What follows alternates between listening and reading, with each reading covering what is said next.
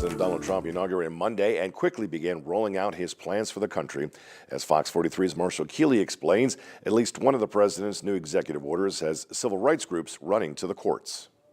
Hours into his second term in the Oval Office, President Donald Trump announced a slew of executive orders undoing many measures taken by the Biden administration. I don't think I've ever seen anybody flood the zone, so to speak, the way President Trump did yesterday. A primary focus of his on the campaign trail, several of President Trump's new orders focus on the U.S. southern border with Mexico, dealing with what the administration calls a large-scale invasion it's declaring a national emergency. Trump's orders add more physical barriers at the border while calling for the detention of non-citizens suspected of breaking federal or state law and the removal of undocumented people who enter the country illegally. Another executive order addresses a constitutional amendment that has granted citizenship to millions. Within the text of the 14th Amendment, there is birthright citizenship, meaning that if you're born in this country, you have a right to be a citizen, despite, for example, the fact that your parents may not be here legally. Trump's new executive order would eliminate citizenship rights for anyone born in the U.S. after February 19th whose mother is illegally in the country or has temporary legal status in the country but is not a citizen,